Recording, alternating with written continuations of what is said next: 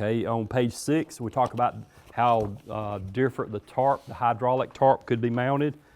If something's not working on your truck like it should, they're having problems with loaders banging into it, or this, that, and the other, there may be a different way you might want to order your new trucks as far as relocating the tarp drum assembly.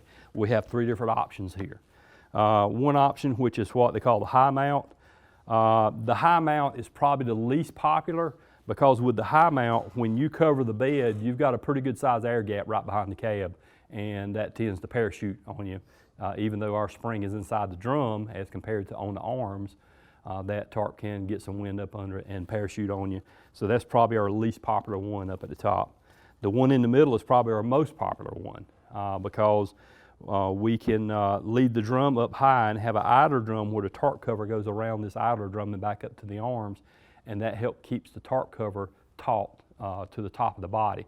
Whether you've got hot asphalt in it trying to hold the heat in, or whatever. Now, if you're in a situation where you just had a storm and you got a lot of storm debris, which is very bulky brush and stuff like that, you could take that idler bar off of it and use it as a high mount to be able to go over the top of that high mounted load that you've got.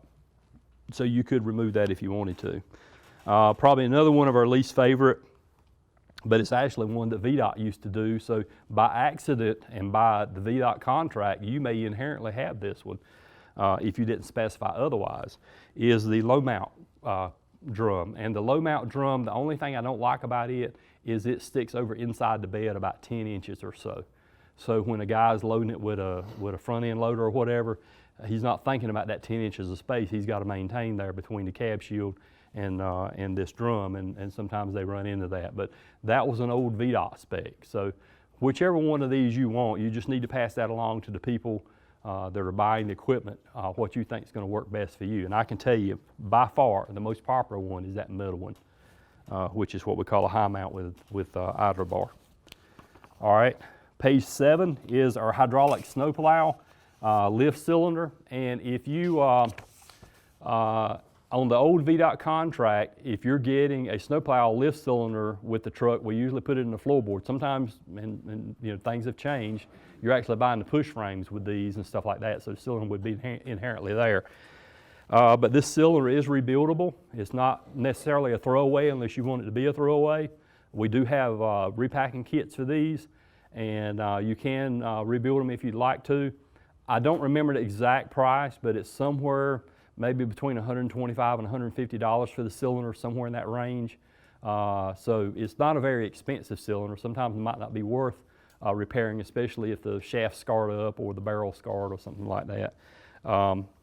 But we have made some changes along the years, and one of the changes is instead of having a recessed gland down in the top that used to collect some debris and moisture and stuff like that, that's gone away. Now, if you've got a cylinder today, it still may be that way. We're transitioning into what we call a flat gland. Flat gland means that that recess is gone, that it's flat across the top, and any kind of spoils that gets on top of that gland will be deflected off of it and not get down in that cavity, so to speak, and cause you some issues there. So we have changed the design there. That is the design that we're transitioning into. So it may take a little time, may take a few months to completely transition into that. But all of our lift cylinders are dimensionally the same size pin, same size open and closed dimensions. The porting can be straight or 90 degrees, but we are transitioning into what we call a flat top gland. Page 8 is splash guards. That's pretty much redundant there. I did have a guy in another class and asked could he order these. The answer is yes. If you have a loader that wrecked one of these and ran into it and bent it up bad and you need to order another splash guard, by all means you can do that. There's 2 different heights and they go by height. The width is the same, it's about 24 inches wide, but the height is 24 or 30. I think the most popular one is a 30 inch. So measure yours to see which one you've got. I'm not sure what well, it shows the 24/30, so you're gonna need to order the correct one. But yes, we do keep those readily available in stock, so you can order those if you need it. Do you have a plan for making that available on like things and things? Yes, we can do that.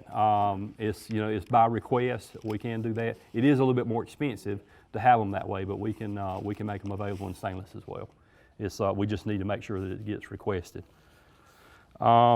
This morning, we talked about on page 9, which is the rocker switch console. I'm not going to be going over a whole lot of that kind of stuff from an operation standpoint because you heard it earlier this morning. But here are the part numbers. If you do have some of those systems in your fleet, here are the part numbers for the switches and the legends and things of that nature to be able to order the parts that you need for them. And it also shows this little small dump bed switch down at the bottom too that is typically to the left-hand side of the steering column. We talked about it this morning as far as operations, and there's a picture of it and shows the switch part number for it. Now, what I would do at this point is I hope everybody bought a pencil or an ink pen or something like that so we can do a little bit of writing. If you hadn't, maybe you can bum one off somebody. I don't think I've got any, but there's going to be some things I'm going to tell you. You might want to make some notes in here, and I'm getting ready to do that now. So page 9, page 10, and page 11, they're all the same thing. They go together. That is the rocker switch console and the wiring diagram for it. So page 9, 10, and 11 are for the rocker switch console. Page 9, 10, and 11. So if I did anything, maybe at the top of each page, just write the words rocker switch console and write it on the top of each one of those pages. Page 9, 10, and 11. And that'll help you out. That way, that's grouped together. And you can see if you didn't ordinarily know that, you'd have no idea, you know, because we have so many wiring diagrams and stuff in here, it's kind of hard to keep up with. So I'll tell you these little tidbits as we go along to try to help you out for those trucks that you got in your fleet to do carry this product. So 9, 10, and 11, I would put at the top of the page rocker switch console. All right.